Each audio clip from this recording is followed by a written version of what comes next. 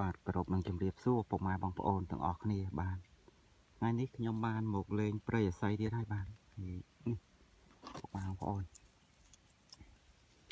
បោះតែរកបានបាទលក្ខណៈតៃសាក់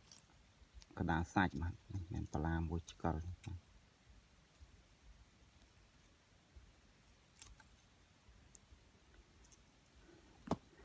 បាទហើយមួយនេះវិញគឺអត់កាយ៉ាវបាទអត់កាយ៉ាវហើយតែងមកដាច់ខ្នែងបាទហើយបាទ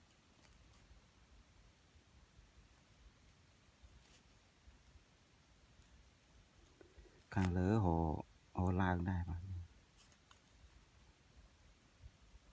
ហៅឡើងតិចដែរនេះពុកម៉ែបងប្អូនបាទស្អាតគួរសមមានចុងប្លាតនេះរដោះមួយទៀតបាទដល់សាច់ខ្ចុំបាទលក្ខណៈតេងសង្វាតេងខ្លាំង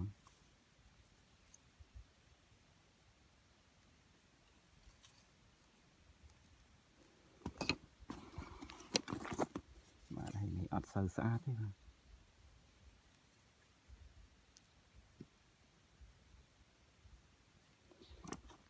ពុកម៉ែបងប្អូននេះពុកនៅក្នុងព្រៃអាស័យបាទ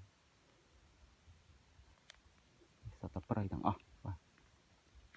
បងលើប្រោកប្រាក់ហ្នឹងមិនទេបាទហៅមើលប្រភេទខ្សែកដាសាច់ហើយដូចជាអត់ទាន់មានឃើញអីទេបាទហ្នឹងហើយចាំមើលមានឃើញអីពិសេសចាំថតជូនពុកម៉ែបងប្អូនទស្សនាបន្តទៀតបាទហើយនេះចុងក្រោយនេះបាទ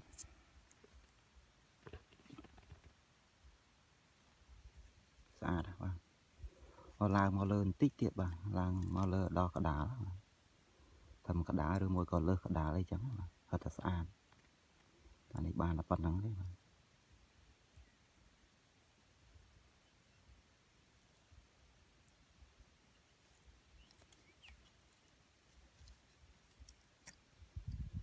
បានតែប៉ុណ្្នឹងពុកម៉ែបងប្អូនកដាលសាច់ស្របកញ្ចុំស្របបាទ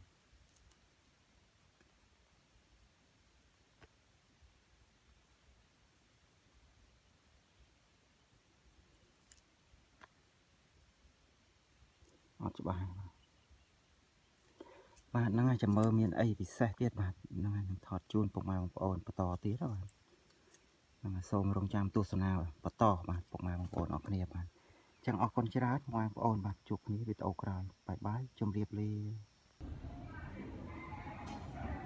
បាទសួស្តីបងប្អូនបាទនេះគឺជាការថាឫស្សីដុះលើឫស្សីបាទ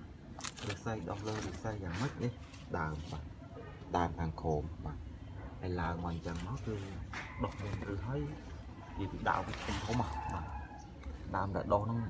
ប្រហែលដើមហ្នឹងគឺធំស្គប់ហ្មងបាទនេះមែនទេ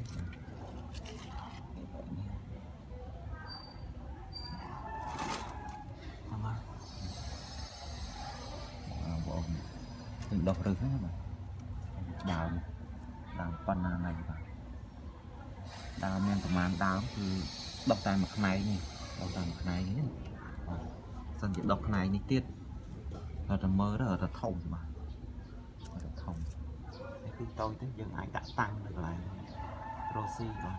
ប៉ុន្តែយើងសម្អាតឲ្យស្អាតតិចចឹងណាបាទព្រោះមានឫសចឹងវាជំនាញសម្អាតដែរប៉ុន្តែយើងអត់អាចកាត់ឫសបានទេព្រោះគេហៅថាឫស្សីដុះលើឫស្សីត្រូវតែមានឫសត្រូវតែទុកឫសនៅណាបាទសិនយើងចង់សម្អាតយើងក៏សម្អាតដីលាងរះឲ្យស្អាតដោះឲ្យស្អាតអីចឹងណាបាទតែឫសយើងទុកនៅចឹងដដែលបាទចឹងអរគុណច្រើនបងប្អូនបាយជួបគ្នាវីដេអូក្រោយបន្តទៀតបាទអរគុណ